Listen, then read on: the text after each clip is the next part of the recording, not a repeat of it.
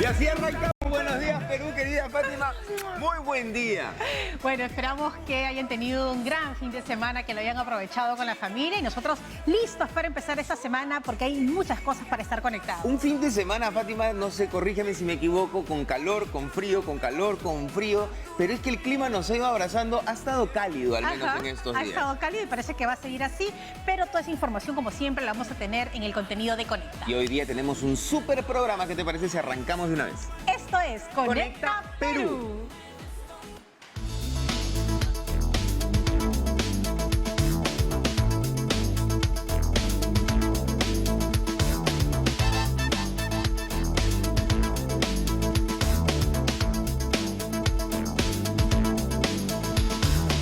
Y ya estamos conectados en redes sociales también, Fátima, en Instagram, en Facebook y también en TikTok, @ConectaPerúTV.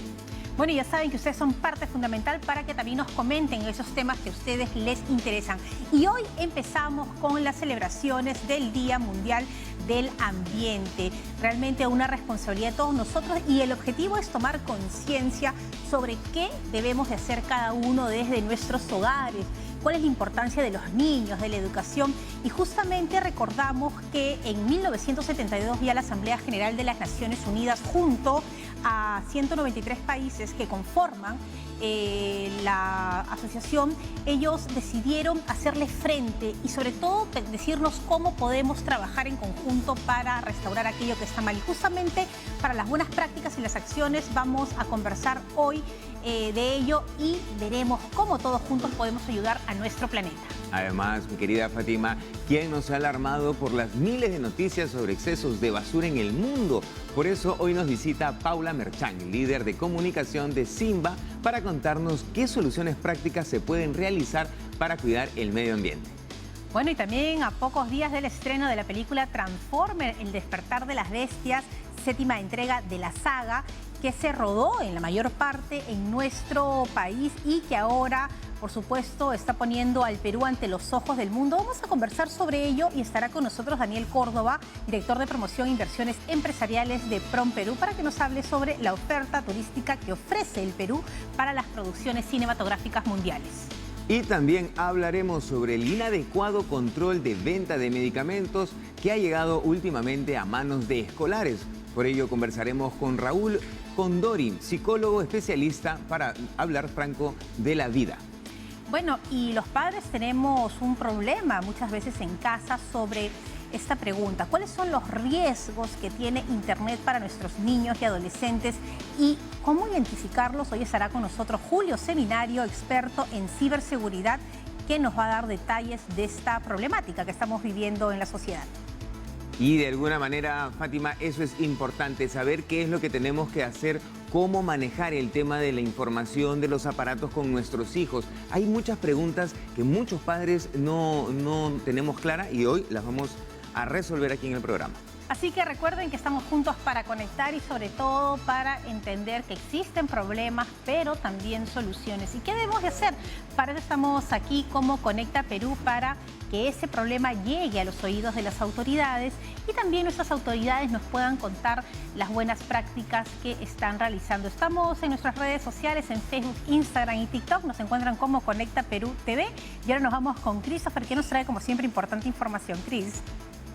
Así es, Fátima, y como siempre nuestra Vanesita, que se recorre por un lado y por otro trayéndonos lo mejor de la información. Hoy se encuentra en el Cercado de Lima por el Día Mundial del Medio Ambiente. ¿Y qué novedades nos traerá? ¿Qué novedades nos tienes, Vanesita, ahí en el Cercado? Cuéntanos todo, por favor. Muy buenos días.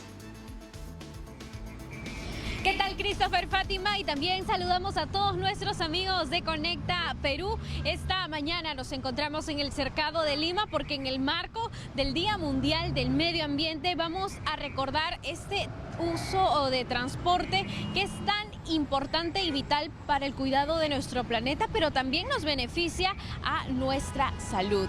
Vamos a conversar con el presidente de la ONG Luz Ámbar, el señor Luis Quispecandia, quien nos comentará sobre estos deberes y derechos que tienen que tener los ciclistas. ¿Qué tal, estimado? Buenos días. Coméntenos Primero, vamos a hablar sobre estos deberes, pero también derechos que tienen todos los ciclistas.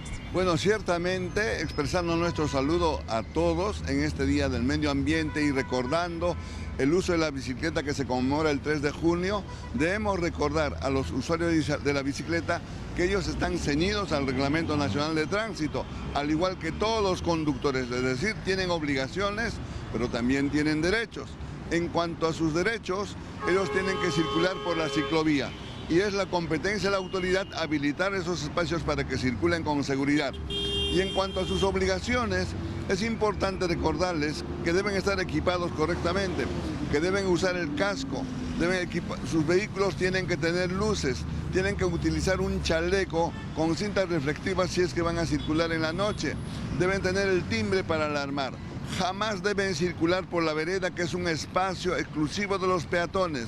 Solamente deben circular por la ciclovía y en calles y jirones por el lado derecho. Es lo que dice el reglamento. De lo contrario, son sancionados con una papeleta de infracción. Y hablemos de esta papeleta. En el caso de los ciclistas, ¿cuáles son esas multas que estarían pagando de no cumplir con sus obligaciones? Al no cumplir los detalles que he señalado, ellos reciben una papeleta de infracción por la Policía Nacional asignada a control de tránsito. Las multas son graves, muy graves, graves y leves, pero no superan económicamente, no superan sino apenas el 3% de la unidad impositiva tributaria. De modo que si no son onerosas, pero sí es importante que no incurran en infracciones. Y también hablemos sobre esta importancia de que los conductores de vehículos respeten a los ciclistas. Creo que es importante comentar el hecho que ocurrió en Jesús María, en la avenida 6 de agosto, donde una ciclista, la señorita Cecilia, apenas de 26 años, murió atropellada por un camión. Y esto tenemos que recordar a los conductores de vehículos livianos y mayores que deben respetar a los conductores de vehículos de movilidad personal y ciclistas, cediéndoles el espacio. No deben acercarse a ellos. Si ven un ciclista, tienen que alejarse de él para no atropellarlo. Igualmente recordar al joven que murió en la avenida 28 de julio en Miraflores, Ernesto, que fue atropellado por un bus de servicio público, lamentablemente por usar la avenida cuando no correspondía. Así es, son dos casos que no podemos olvidar y que esto todavía continúa, por supuesto, en investigación para que se determine la culpabilidad y sobre todo la correspondiente sanción. Con esta información vamos regresando a estudios con ustedes, Christopher, Fátima. Gracias. Y es que de alguna manera nosotros también tenemos que tener muchísimo cuidado, Fátima. Y es que esto de los accidentes ya es un recurrente, sea por culpa de un automóvil, sea por culpa de una motocicleta o también sea por culpa del mismo ciclista. Y es que si nosotros no nos cuidamos, si es que nosotros vamos por ahí pensando que un angelito nos va a salvaguardar, entonces ahí es donde vienen los problemas. Y existen un casco, existen rodilleras, existen coderas, existen luminarias que deberías de tener si es que tú te movilizas en bicicleta y que deberías de usar. Y por favor, a los motociclistas, yo sé que están trabajando, todos los que hacen ese servicio de deliveries, no se adelanta por la izquierda. A veces uno está manejando y uno tiene que adelantar por el lado derecho, va a dar una curva a la izquierda y se te aparece un motociclista. Sí. Y claro, si tú lo atropellas, tú tienes la culpa por ser un vehículo mayor. Así que también cuídense para cuidarnos entre todos. Y hay que entender también que los automóviles, en los espejos retrovisores, las personas que manejamos sabemos que existe un punto ciego. Que no ves, exacto. Que no ves, así sea una bicicleta, una moto e incluso hasta un automóvil. Así que las personas que nos movilizamos también en motocicletas o en bicicletas tenemos que tener un poquito más de conciencia que los autos tienen este punto ciego que lamentablemente no nos pueden ver si es que nosotros tratamos de sobrepasar. Muy bien, nos tenemos que ir a una pausa. Tenemos un gran programa, no se pueden perder hoy. Conecta Perú, volvemos.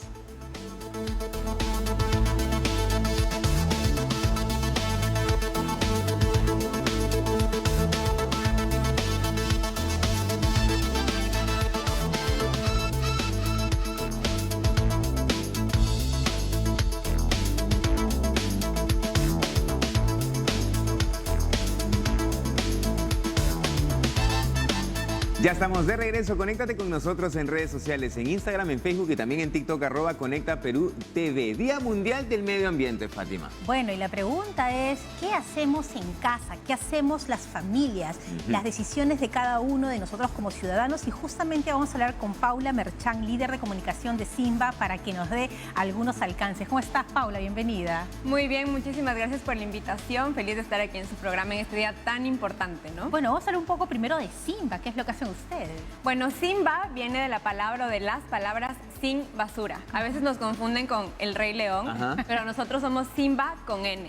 Y nosotros somos una empresa socioambiental peruana fundada en el 2016 y tenemos un propósito, un sueño, que es co-crear un mundo sin basura donde nada sobra, pero sobre todo nadie sobra. Soñamos con eso, con un Perú, con una Lima, con un mundo sin basura y a eso nos dedicamos.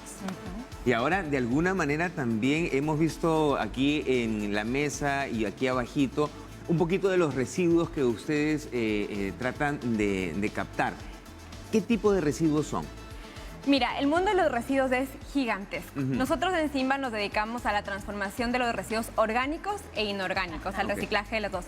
Lo que tenemos aquí son residuos inorgánicos, es decir, todos aquellos que son materiales inertes, ¿no? Los residuos orgánicos, que son los residuos, por ejemplo, los restos de comida, de alimentos, de vegetales, eso tiene otra transformación que en nuestra biofábrica lo transformamos en alimento para animales y en compost, en fertilizante. Pero ¿qué residuos tenemos acá? Aquí hay todos los residuos que son reciclables inorgánicos, que son diferentes categorías. Tenemos plástico, tenemos vidrio, tenemos metal, tenemos cartón, otro tipo de plástico y diferentes tipos de papeles, ¿no? Entonces hay que tomar en cuenta que no todo lo que parece reciclable es en verdad reciclable. ¿Por qué? Porque la industria del reciclaje se mueve de diferente manera de acuerdo a la localidad donde estamos. Es diferente lo que se puede reciclar en Lima a lo que se puede reciclar en alguna región del interior del país. ¿Por qué? Porque tal vez no hay la capacidad técnica en otras regiones instalada de la que sí hay acá en el Perú, ¿no? Entonces, aquí, por ejemplo, tenemos un plástico, que este es un plástico film, como pueden ver. ¿Y cuál es la característica de este plástico? Es que se puede estirar. Aquí pueden ver que lo estoy estirando y sí se llega a romper, pero se estira, ¿no? Esta es una clave para reconocer qué tipo de plástico es reciclable. Ustedes, ¿En este caso? Este sí es reciclable. Cuando un plástico se estira, significa que sí se puede reciclar en el Perú, que hay la tecnología necesaria para que se convierta, por ejemplo, en nuevas bolsas. Incluso hay plástico que se puede convertir en hilos para textiles, para ropa, ¿no? Entonces es importante saber eso. Algo que no se puede reciclar, por ejemplo, son los plásticos que suenan mucho. Este no suena mucho cuando lo estrujo. El plástico un poco más duro, quizás. Exacto. Bueno, el plástico duro, por ejemplo, este es un plástico duro, ¿no?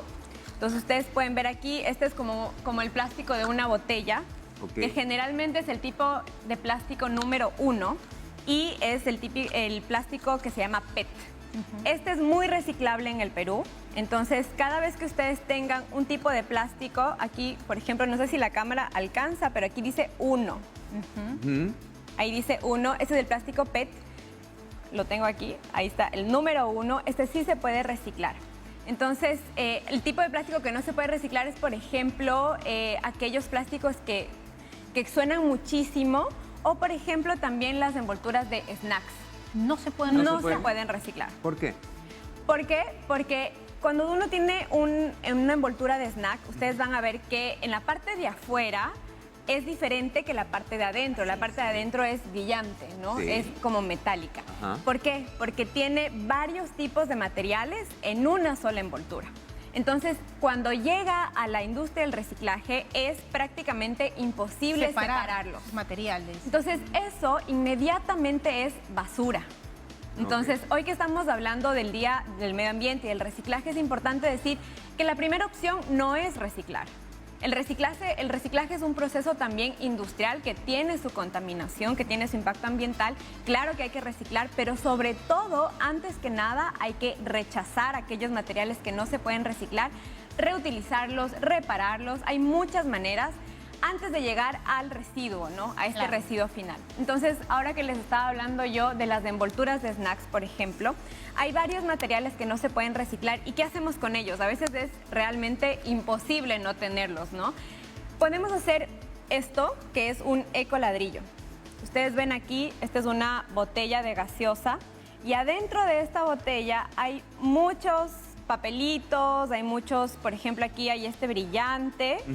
Este es el ecoladrillo de mi casa. Lo hemos hecho con mi esposo, no sé, en unos 2 meses. Entonces, todo lo que no se puede reciclar lo vamos colocando acá. ¿Y qué sucede con esto? Esto se vuelve en material de construcción. Entonces, con esto se pueden hacer, por ejemplo, muros, se pueden hacer banquitas, veredas. No vamos a construir un edificio entero de 10 pisos con esto, pero sirve como un ladrillo, literalmente, porque tiene que ser duro, como un ladrillo. Plástico. Aquí, por ejemplo, hay plástico. Si ustedes ven aquí, no sé si es que se vea, aquí hay un resto de tarjeta de crédito. Claro. Por ejemplo, esta tarjeta de crédito no se puede reciclar. Entonces, en lugar de mandarla a la basura, la estoy colocando acá para que no termine en un vertedero, en un relleno sanitario, en un botadero o en el ecosistema. Y, por ejemplo, cuando uno hace estos ladrillos ecológicos, ¿están capacitadas las municipalidades o los recicladores, que son pues los héroes, como decimos, del reciclaje, de saber a dónde deben de ir? En el Perú hay una organización que se llama Ecoladrillos Perú. Ellos, esto es una ONG que se dedica a construir estas construcciones sociales, pero ellos tienen un lema que a mí me gusta mucho, que dicen: el mejor ecoladrillo es aquel que no se produce. ¿Qué quiere decir esto? Que entre menos residuos produzcamos, es mejor, ¿no? Y ya en cuanto a tu pregunta, si los recicladores están capacitados para identificar un ecoladrillo, por supuesto que están capacitados, pero la cadena del reciclaje es muy compleja en el Perú. Está lleno de intermediarios. De hecho, el 90% de los recicladores se mueve o trabaja de manera informal. ¿Y esto qué significa? Que también tienen condiciones de vulnerabilidad, se enfrentan a constantes riesgos de salud física y emocional, muchas veces son discriminados. Riesgos físicos me refiero, por ejemplo, cuando ellos van a las bolsas de basura y se encuentran con un vidrio roto. No tienen los implementos para hacer las búsquedas que ellos necesitan. Y también nosotros muchas veces cometemos esos errores. Se rompe un vaso, va a la bolsa de basura. Y sería bueno también explicarle a la gente qué hacer en el caso de tener algún vidrio para justamente evitar estos accidentes de los recicladores. Eso es muy, muy importante. Las características que los residuos deben cumplir para ser reciclado son 3. Deben estar limpios, deben estar secos y deben estar compactados. Y para el caso del vidrio, para este caso del vidrio, es importante decir que el vidrio es infinitamente reciclable. Se puede reciclar muchas veces, infinitas veces, pero tiene una cuarta condición, además de estar limpio y seco, es que no tiene que estar roto. ¿Y por qué no tiene que estar roto? No, sí se podría reciclar si es que en la ciudad o en nuestro país hubiera los contenedores especializados para vidrio. En otros países hay, aquí no está como muy implementado, ¿no? Y nosotros recomendamos que el vidrio que esté roto tiene que ir a la basura envuelto en periódico, por ejemplo, en una bolsa. Y si usted tiene un vidrio roto, un vaso roto, una copa rota, una botella rota en casa, por favor lo envuelven y lo pueden cubrir y anotan vidrio roto. Cuidado. ¿Por qué? Porque los recicladores, que hacen realmente lo que tú dices, hacen una labor heroica, pueden cortarse. Imagínate que un reciclador que trabaja con sus manos se corte la mano. Claro, no, es terrible. Además porque ya ahí nomás estaría expuesto a un sinfín de enfermedades. Exacto. Pero de hecho que también todo esto empieza en casa, ¿no? Todo esto lo tenemos que ir inculcando en los chicos, ir nosotros los grandes también, ir tallando este callito con lo que hemos venido creciendo y hemos sido criados de la basura es todo en una sola bolsa y amárrala y sácala y tírala por ahí. No, entonces ya todo cambió y yo creo que lo más importante es empezar a orientar a nuestros hijos y hacer estas prácticas en casa, ¿no? O sea, eso es, ahí es donde empieza todo. Y en la escuela, ¿no? En la escuela, en las casas, también en las empresas, en las oficinas. Imagínense, por ejemplo, en el canal, yo no sé cuánta gente trabaje aquí. Entonces, entre más gente trabaja en un lugar o está reunida en un lugar, más residuos se producen, ¿no? Pero lo que ustedes dicen es sumamente importante. Todo empieza en casa. Y entonces les quiero dar un consejo para la gente que está en sus casas. Todos tenemos una casita o un hogar. Lo más importante en el tema del reciclaje es cuando clasificamos nuestros residuos. Ustedes habrán visto que a veces hay como contenedores de varios colores, ¿no? Hay mucha gente que se desanima con el reciclaje porque dice, yo separo todo en casa, pero todo termina en el mismo lugar, todo termina en un relleno sanitario. Y eso sucede ¿por qué? Porque cuando mezclamos los orgánicos, todos los restos de alimentos, con los residuos inorgánicos, el momento en que, por ejemplo, un cartón se mancha de grasa o se moja o le cae, no sé, el resto de una sopa, de una gaseosa, esto ya no sirve para ser reciclado. Claro, y se va al relleno. Se va al relleno, porque el reciclador encuentra esto y dice, esto no me sirve. Claro. Entonces, lo más importante es separar orgánicos de inorgánicos. Todos sus restos de alimentos lo ponen en un lugar, en un tachito, y todo esto, no importa que esté mezclado cartón, con papel, con metal, no importa porque los recicladores luego lo van a segregar. Claro. Tiene que estar en otra bolsa, en otro tacho, para que se pueda reciclar. Entonces, eso es súper importante. Muchas gracias, Paula, por todo y lo importante que nos has dicho en realidad. Y eso es que aprendamos a abrir un poquito más nuestra conciencia y a tener un poquito más estos temas puntuales en nuestro hogar, que ahí es donde va a empezar todo para nuestros hijos. Bueno, y si quieren tener más información, recuerden Simba con N, es de Sin Basura. Ahí tendrán en sus redes sociales toda la información necesaria para empezar, si es que no sabemos, a reciclar correctamente. Muchísimas gracias a Paula Merchan, gracias por estar con nosotros. Nos vamos a una pausa y ya volvemos. Estás aquí en Conecta Perú, no te muevas.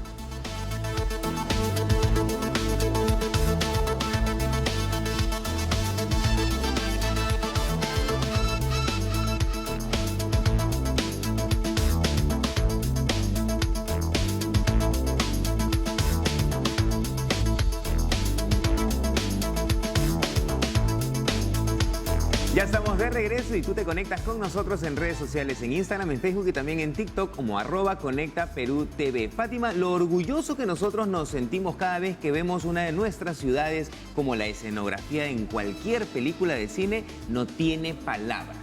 Bueno, y justamente para hablar de este significado, que el Perú esté ante los ojos del mundo, vamos a conversar con Daniel Córdoba, director de promoción de inversiones empresariales de PromPerú. Daniel, bienvenido a Conecta Perú, un placer. Placer también, muchas gracias Fátima, Christopher. Bueno, ahora con lo que se viene, que es el estreno de Transformer, nos quedamos impactados de cómo el Perú es una potencia de grandes escenarios donde se sigue maravillando el mundo a pesar de que son muchos lugares que de repente nosotros conocemos. No, exactamente, eso yo diría, el Perú es una potencia en potencia todavía de poder ofrecer mucho más en términos de locaciones fílmicas, escenarios tan innumerables y tan variados que ofrecen posibilidades infinitas para narrar historias, pues ya un poco pensando en propuestas, pensando en ideas que tienen muchas productoras internacionales. Y además también esto hay que resaltar al margen del orgullo que sentimos, el aporte importantísimo que esto hace con el turismo, porque de una u otra manera estas películas llevan a las masas a nuestras ciudades, entonces eso fomenta mucho más el turismo. Tiene un impacto importante, sí, inmediato por el lado del gasto, la inversión que hace una productora internacional cuando llega a una locación, a una ciudad, pero también que empieza a hacer este impacto de mediano plazo y largo plazo precisamente por lo que has comentado, ¿no? El flujo de turistas que empieza a motivarse, que empiezan a ver esta producción audiovisual que se ha estado haciendo en el Perú, que empiezan a ver los panoramas, los paisajes, a investigar un poco más de la cultura, la gastronomía, todo lo que pueden encontrar en ese país y a motivarlo a que viaje, ¿no? Claro, y eso incide en los operadores de turismo, donde que también ustedes hacen todo un trabajo de las ofertas que se tiene para el mundo, y imagino que se triangula de una manera genial, y eso genera que vengan y se active toda la economía de la zona.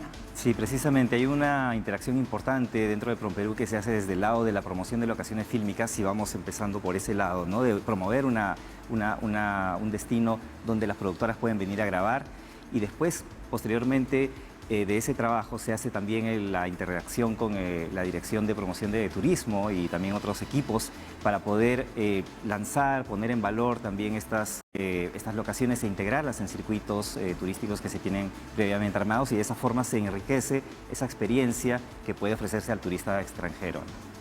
¿Cuál es el proceso que tiene que seguir una productora internacional? ¿Tiene que ir de frente al ministerio? ¿Tiene que ir de frente a la municipalidad de la comunidad donde quiere grabar? ¿Cuál es el procedimiento que se hace? Lo que estamos buscando hacer es, bueno, y ahí viene la parte de PROMPERÚ, que desde el año pasado ya hemos afinado una estrategia que es Film in Perú, o Grabar en Perú, que tiene 4 aristas o 4 pilares, ¿no? Uno de los pilares es precisamente la parte informativa y el otro el de acompañamiento.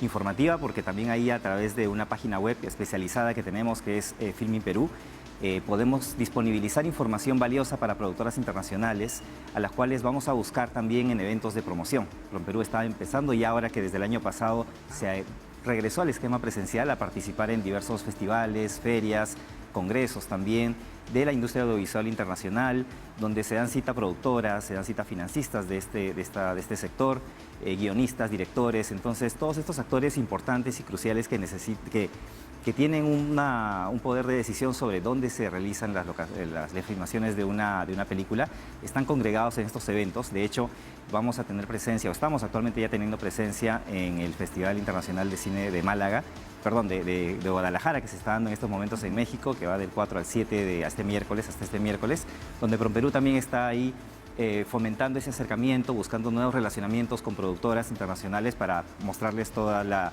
variedad que tienen de paisajes y de locaciones y facilidades también que se le puede dar a la productora internacional para que se anime a venir, ¿no? Ahora, Daniel, ustedes hacen un trabajo de difusión, muestran los lugares, acompañan al turista, pero también, ¿cómo hacemos para dar el siguiente paso? Es decir, darles a las productoras independientes beneficios tributarios, es decir, que el hecho de venir a grabar a este lugar les sirva también para bajar el tema de impuestos o de repente de presupuestos. ¿Cómo podemos mirar para que justamente tengan esos beneficios que ya otros países en el mundo lo tienen y el Perú todavía está ahí luchándolo? Ustedes están haciendo su trabajo, pero ¿cómo damos el siguiente paso? El siguiente paso es, continuar por la ruta que ya hemos trazado desde el año pasado, ¿no? Que es coordinar de una forma más cercana con otras instituciones del sector público, como por ejemplo Cancillería, el Ministerio de Cultura, también desde el Ministerio de Economía y Finanzas, por el lado de SUNAT y aduanas, también piezas claves, como has mencionado también. Claro, aduanas, ¿no? Para traer todos los equipos. Importación temporal de los equipos que se necesitan. Y ahí hay un trabajo, y también con las municipalidades, gobiernos regionales, municipalidades provinciales para el tema de permisos de filmación, con CERNAM para también la filmación en áreas protegidas naturales.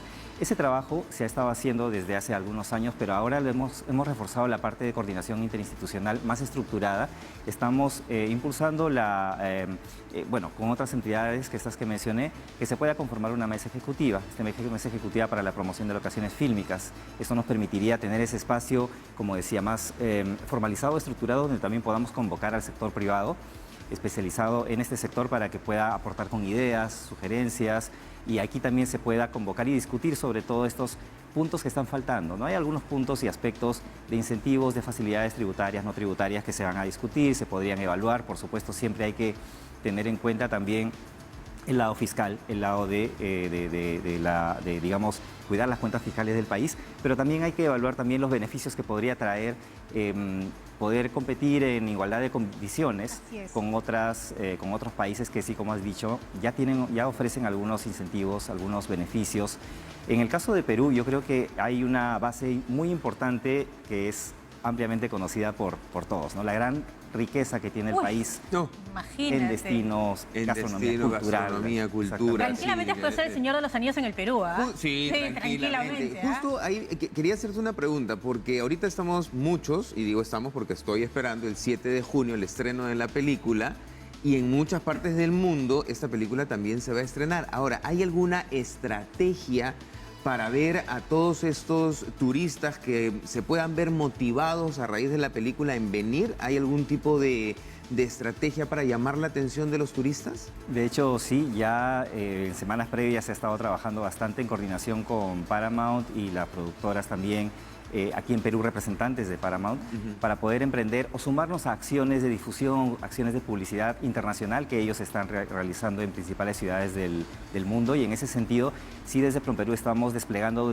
durante las próximas 4 a 5 semanas una intensa campaña de publicidad Por supuesto que va a ser una publicidad de la película, pero más que eso es publicidad de dónde es que se ha grabado la película en el Perú. Se han tomado locaciones de Cusco, de la región San Martín, y mostrar exactamente dónde es que se han realizado estas grabaciones, ¿no? Bueno, yo creo que el estar en los ojos del mundo con Transformer también nos va a cambiar algunos paradigmas. Hablo de las autoridades de las municipalidades que dicen no, pero van a destruir, y hay que también cuidar el tema del patrimonio, pero que las autoridades entiendan que beneficia a la población inmediata. Veíamos en las imágenes del tráiler del Cusco que había muchos extras, ¿no? Hemos visto las danzas, hemos visto la plaza de armas llena, y eso genera pues el turismo pequeñito, ¿no? El taxista, la señora que vende el emoliente, que necesita reactivar la economía para que se haga a nivel ya regional y luego nacional.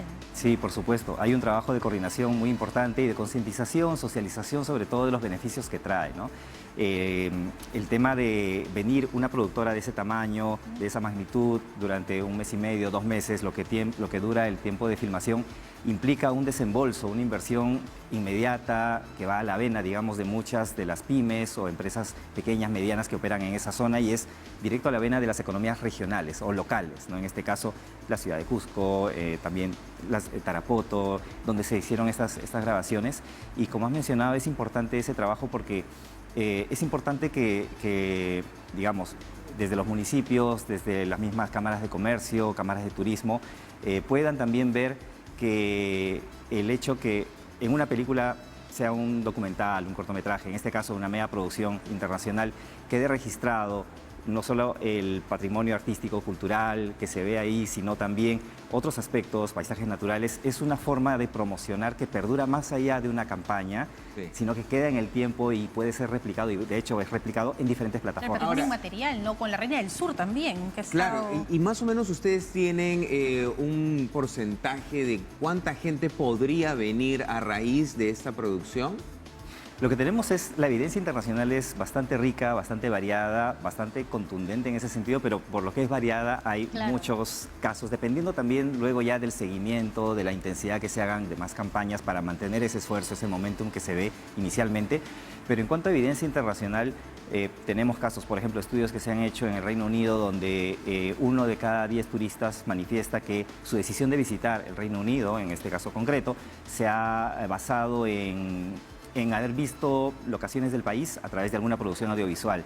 Tenemos casos también internacionales de, como mencionaron, El Señor de los Anillos o la saga de Harry Potter, donde algunas locaciones específicas de Nueva Zelanda o de Reino Unido, respectivamente, el incremento en el flujo de turistas en los años inmediatos a la producción internacional ha sido de entre 20 hasta 40 o 50%, entonces, a locaciones específicas, ¿no? Entonces, esto depende mucho, varía mucho de caso a caso, pero nosotros en esta campaña al menos estamos buscando apuntar a que un público de por lo menos en la parte digital, la parte digital de esta campaña que les comento de 4 a 5 semanas, podamos tener una llegada a por lo menos 3.5 millones de personas. Y es importante que este 7 de junio vayamos al cine, Fátima, vayamos a ver la película, pero sobre todo vayamos a ver nuestro querido Cusco maravilloso y las distintas partes del país que también se muestran. Daniel, muchísimas gracias por estar aquí en el programa. Bueno, ya has dejado una tarea muy grande pendiente, empezar a trabajar todos juntos para que el tema de los impuestos y los beneficios tributarios estén ahí en la mesa para todas las compañías internacionales cinematográficas. Así que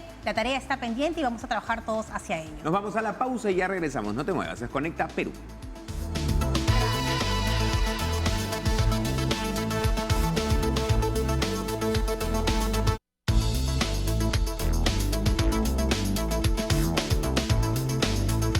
Ya estamos de regreso, conéctate con nosotros en redes sociales, en Instagram, en Facebook y también en TikTok como @ConectaPerúTV. Y el Internet es una herramienta muy necesaria para todos nosotros, pero que también trae riesgos para nuestros niños y también para nuestros adolescentes. Y justamente vamos a conversar con Julio Seminario, experto en ciberseguridad, para que nos dé algunas pautas a los padres de qué hacer frente a estos riesgos. Julio, bienvenido, un placer tenerte en Conecta Perú. Muchísimas gracias por la invitación. Bueno, qué difícil como padres, porque claro, uno habla con los expertos nos dan los tips, uno llega a la casa y no hace nada. O sea, ¿cómo podemos hacer para entender lo que significa la ciberseguridad en el hogar? Bueno, de hecho, muchos menores se les crean las cuentas a través de las redes sociales, ¿no? Y ellas pues tienen bastante auge. ¿no? Y a través de las redes sociales llegan pues comunicaciones que a ellos los pueden colocar pues en un nivel de riesgo porque no tienen la madurez suficiente como para poder pues detectarla. Por eso es importante, ¿no?, que tengan los padres comunicación bastante abierta con los hijos, saber con quiénes están comunicando, qué tipo de redes sociales ellos están utilizando actualmente. Porque de hecho, para que un menor tenga una red social, por lo menos, y según los términos, ¿no?, de alguna de ellas, debería tener por lo menos 13 años para poder crearse una red. Sin embargo, muchos padres, el niño nace y le crean ya su red social, ¿no?, su perfil en Facebook, Claro. ya van publicando Ahora, pues, imágenes. eso es cierto, ¿no? Las redes sociales recomiendan que a partir de los 13 años puedas generar una cuenta. Eso es lo que la red social recomienda. Pero ¿es realmente una edad propicia para que entre al mundo de las redes sociales, que son ventanas abiertas de todo? Porque las redes sociales son eso, ventanas abiertas de todo. ¿Los 13 años es una edad adecuada para abrirse una cuenta de Instagram, de TikTok, de Facebook? Bueno, eso es lo que especifican, ¿no?, estos proveedores de estos servicios. Sin embargo, como padres debemos también tener un nivel de supervisión bajo ello y tener el nivel de supervisión. Sabemos que los padres, por ejemplo, no están en casa, no tienen que ir a trabajar, ambos. Los menores se van al colegio y regresan pues en horas de la tarde y realizan sus tareas, pero en ese periodo de tiempo ellos pueden acceder a contenido no adecuado. ¿Pero qué hacemos con esto? Existen herramientas, por ejemplo, de supervisión, como los controles parentales de Bitdefender, que van a establecer, por ejemplo, límites a qué tipo de contenido pueden acceder, a contenido no adecuado, establecer límites de tiempo, incluso de poder acceder a la pantalla, porque de hecho estar mucho tiempo también en las redes sociales, en el teléfono, crea también cierto tipo de adicción y eso afecta también al menor, ¿no? Se aísla socialmente, también baja sus niveles de respuesta a nivel académico, puede entrar en ¿Y depresión. cuáles son las situaciones más comunes que se está viendo desde la ciberseguridad con los niños? Es decir, sabemos que hay toda una red de pedofilia, lo vemos también en las noticias, pero ¿cuáles son las otras posibilidades delictivas que se están dando?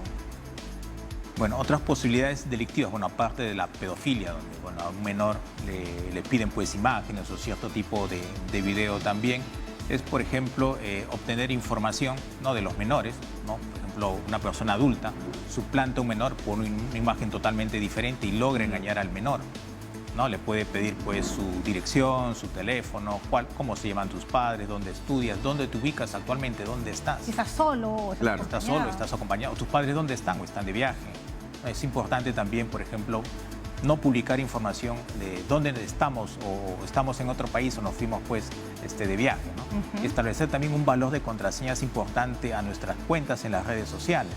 No colocar, por ejemplo, nuestro cumpleaños, ¿no?, nuestro nombre, porque eso de hecho a veces está en las redes sociales o nosotros lo publicamos, ¿no? Porque bueno, ahí estamos de repente en una fiesta, en una organización, en una reunión social. También existe un nivel de privacidad que nosotros deberíamos establecer a nivel de las redes sociales, aceptar únicamente amigos o contactos a los cuales nosotros conocemos y sabemos realmente quiénes son y supervisar ello también con nuestros menores hijos, ¿no? Saber quién es esta persona con la cual te estás contactando, por qué le envías este mensaje que nosotros como padres podríamos considerar que no es correcto que envíe ese tipo de información. Bueno, y también lo que estamos viendo mucho con eso de que los niños lleven el celular a las escuelas, que a mí me parece útil si es que los docentes los encaminan, pero también se está dando mucho el ciberbullying, ¿no? Toman una fotografía o le graban el video a alguien y luego se comparte en las redes y todo el mundo se ríe, pero esta persona empieza a sufrir y vemos que entra ya temas de salud mental, ¿no? Claro, exactamente. El ciberbullying también es uno de los principales contextos dentro de las redes sociales, ¿no? Comenta Fátima, es tomar una foto, quizás para alguien le parece gracioso, pero la persona en la cual recibe pues esa información de burla lo afecta profundamente, ¿no? Y ahora, de repente nosotros como padres podríamos ¿existe algún tipo de aplicativo donde nos permita regular las redes sociales de nuestros hijos? Sí, existe un aplicativo que en algunas soluciones de protección como la de Bitdefender se llama control parental. ¿Y en qué forma esta herramienta? Forma una herramienta pues de supervisión donde uno va a poder colocar límites a qué tipo de contenido puede acceder en nuestro menor hijo, ¿no? Evitar que acceda, por ejemplo, a contenido de drogas, violencia, contenido sexual y otras que nosotros consideramos pues que no son adecuadas para su edad. podemos saber con quiénes se está contactando, qué tiempo ha utilizado el equipo, qué tiempo ha permanecido a través, ¿no?, de Internet. Claro, incluso me comentaban que en el caso de las niñas hay grupos de Facebook, de Instagram, para enseñarles a ser bulímicas, a ser anoréxicas, y que le dan todos los tips de cómo mentirle a los padres. Y claro, son comunidades y son como que las amigas, pero hay riesgos inclusive con el tema de la salud, lo que hemos visto de esta niñita lamentablemente que consumió una pastilla por un famoso reto, que ahora hay muchos virales y que atentan contra la salud de nuestros hijos. Sí, bueno, con respecto a estos retos, bueno, estos muchas veces se disfrazan como si fueran juegos, ¿no? Entonces entran a redes sociales y ganan pues fama, ganan popularidad, y los menores, al ver que, bueno, indica que es un juego, entonces prácticamente se ciegan y no ven la realidad y las consecuencias de lo que les puede ocurrir. Puede afectar pues tanto su salud física o su salud mental, ¿no? Entonces no miden ese tema de peligro.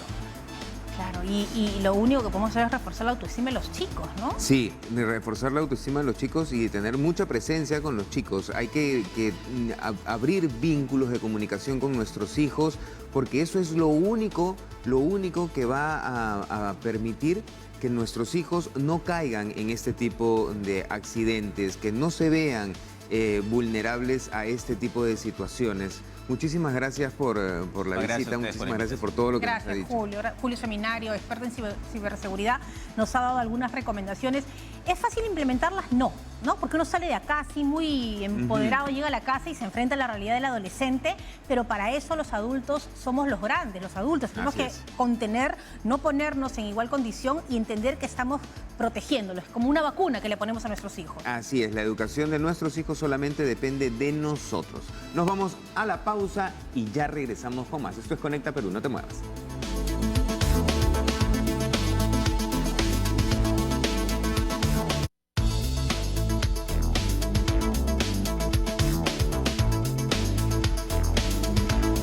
Ya estamos nuevamente conectados y es que hay un inadecuado control de la venta de medicamentos en nuestro país, mi querida Fátima. Y para ello vamos a hablar con Raúl Condori, él es psicólogo especialista de habla franco de Devida, quien está aquí para justamente ayudarnos con este tema que es tan complejo pero también tan común. Bienvenido, Raúl, ¿cómo estás? Buenos días, gracias por la invitación.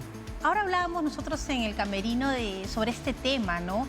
Es muy fácil acceder a los medicamentos, cualquiera lo puede hacer, a pesar que hay legislación, que hay multa, pero el panorama parece ser que es distinto. Así es, lamentablemente tenemos un contexto en el cual hay, como tú dices, una legislación, hay un control que existe, pero que llega a ser limitado cuando se ven casos como los que hemos conocido, cuando se ven casos que atendemos nosotros también a través de la línea telefónica y la atención en los consultorios. Ahora, hay una gran realidad. Nosotros vamos a una farmacia de alguna cadena grande y es casi imposible que te puedan dar un medicamento si no hay una receta. Pero si nosotros visitamos una botica y la botica del barrio, es muy común ver a niños, ver a adolescentes que van y les compran las pastillas que a la abuelita, que a la tía, que a la mamá, que al papá, que el Sana, que el Pacitrán, que el Ribotril. Y estos son con venta sin ningún tipo de receta médica. Ahora, ¿cómo regular estos establecimientos que venden estas pastillas sin importarle a quién se las están dando? Sí, el ejemplo que has dado es un ejemplo muy clásico, ¿no? Y sobre todo que esta regulación siempre va de mano del Ministerio de Salud, la cual realiza todas las acciones correspondientes y que de parte de los profesionales de salud, entiéndase también aquellos farmacéuticos, ¿no? Técnicos que han podido de alguna manera entender que hay medicamentos que están restringidos y sobre todo prohibidos la venta a menores de edad. Esto que llega pues finalmente, no sabemos si a un adulto o a través de ¿no? una información hacia alguien o hacia el mismo usuario que puede ser un menor de edad y lamentablemente se ven casos como los que hemos visto, ¿no? Ahora, en la vida que ustedes tienen de este acercamiento con los adolescentes a través de Habla Franco, ¿qué les comentan? Porque claro, las estadísticas dicen una cosa, los expertos, los padres, pero ustedes tienen contacto real con adolescentes que están pasando de situaciones de adicción. ¿Qué es lo más común? ¿Qué les comentan? ¿Cuánto de error tenemos nosotros como padres? ¿Hay medicamentos en casa? ¿Qué pasa? Sí, a propósito de eso, los jóvenes que llaman al servicio de Habla Franco a través de nuestra línea del 1815 nos cuentan muchas veces algunos acercamientos, sobre todo a cómo es que accedieron al medicamento, ¿no? Muchas veces por el mismo modelado, ¿no? Los padres, los adultos en general, somos modelos para los niños y jóvenes. Ellos ven que en cierta medida podemos estar tomando un medicamento y saben, aun cuando no les decimos, si ese medicamento nos lo ha dado un médico o nosotros lo hemos comprado a libre elección y qué medicamento es, ¿no? A un padre, una madre de familia que diga, estoy tomando esto porque me duele mucho la cabeza o porque quiero dormir o porque estoy muy ansioso no es necesario que el joven pregunte, sino que se sobreentiende de que papá no ha ido al médico, mamá no ha ido al médico y este medicamento ¿cómo apareció? Entonces fue a la farmacia y se lo automedicó quizás. Claro, y aprende así y muchas veces estos medicamentos salen de la misma casa, ¿no? Porque los papás no se dan cuenta, no saben y ellos están observando, como tú dices, absolutamente todo. Entonces también creo que un primer punto sería atención en casa con los medicamentos que tomamos y dónde los guardamos. Así es, sobre todo eso, recordar que somos modelos, los adultos, hacia los jóvenes, sobre todo los niños, ¿no? Que los casos más graves son justamente porque ellos todavía no han madurado correctamente, todavía están en un proceso de desarrollo que aunque sean muy grandes o hayan pasado al papá en tamaño, no significa pues que ya son personas adultas, sino que todavía están en este proceso de desarrollo. Precisamente el cerebro de los jóvenes, de los adolescentes, está en este proceso en el cual están adquiriendo nuevas funciones, funciones muy valiosas que muchas veces se ven perjudicadas por esto. Y es importante lo que mencionas porque escucho, y esto lo he escuchado muchas veces a padres, es que él nació así, y es que así es. Y es que no entendemos que nuestros hijos son el reflejo de nosotros. No entendemos todavía, no nos gusta aceptar que si tenemos un niño o una niña que tiene problemas, el problema de ese niño y de esa niña es su padre o su madre, que ellos son los que tienen que hacerse responsables por todo lo que sucede con nuestros hijos. Y es que ahí es donde radica el problema. El problema no está en los niños, el problema no está en los chicos, el problema está en las generaciones de padres que qué es lo que está pasando con nosotros, qué es lo que estamos haciendo con nosotros, por qué nos estamos equivocando tanto. Y el análisis no va para el niño, el análisis tiene que ser para nosotros como padres, que ahí es donde está el error. ¿Qué es lo que más consumen cuando los llaman a ustedes? ¿Qué les cuentan? Dentro de las sustancias por las cuales llaman al 1815, la de mayor consumo es el alcohol, ¿no? Seguido pues del tabaco, continúan las sustancias ilegales como la marihuana y un porcentaje también es esto de los medicamentos, ¿no? Y de alguna manera también, hasta que no exista una regulación real sobre estas dos drogas que tú has mencionado, que lamentablemente son legales como el alcohol y como el tabaco, se va a seguir viendo porque eso como que entre medias tintas, ¿no? Esto sí, mata diariamente a gente en la calle porque el alcohol lo que hace es matar diariamente a gente en la calle, pero sin embargo paga sus impuestos y no pasa nada. Y ahí es donde tenemos que entrar un poquito más en conciencia y explicarle a nuestros hijos la gravedad de todas las drogas, por más que existan dos que sean legales por temas políticos, pero son drogas al fin y los que las consumen son drogadictos al fin. No importa si sea con una copita de vino y el más caro o con un vaso de whisky el más caro, eres drogadicto, pero no lo vemos de esa manera y entonces nuestros hijos no lo aprenden como lo deberían de aprender. Y ahí es donde está la alerta que nosotros deberíamos de tener. Y justamente hablando de alertas, ¿cuáles son esas señales que los padres debemos de tener precaución cuando ya la vemos en el comportamiento de nuestros adolescentes? Sí, en el servicio de Habla Franco, cuando nos llaman, nosotros sabemos decir a los adultos que una de las cosas que debemos observar bastante en los jóvenes es que puedan ver dónde es que están relacionándose, con qué grupo de jóvenes ¿no? están relacionándose, el entorno, porque si conocemos un poco los amigos de nuestros hijos, vamos a saber un poco a qué les gusta, qué cosas hacen, también cuánta accesibilidad a esas sustancias puede haber, como el alcohol, ¿no? El ejemplo que tú dabas de la compra del medicamento que es para el papá, también sucede con el alcohol cuando van a una tienda y dicen voy a comprar, ¿no?, una botella de cerveza, pero es para mi papá, y es de esa manera como empieza a haber un acercamiento, ¿no? Y empecemos también por hacer un análisis de conciencia nosotros mismos. Muchísimas gracias. Gracias, Raúl. Por tu visita, 1815 Raúl. entonces. La línea es el 1815, atendemos de lunes a sábado, de 9 a 9. Muy bien. Habla Franco de Devida. Nos vamos, se terminó el programa. Mañana nos volvemos a encontrar a las 11 en punto de la mañana. Muchísimas gracias por tu sintonía. Nos vemos. Chao.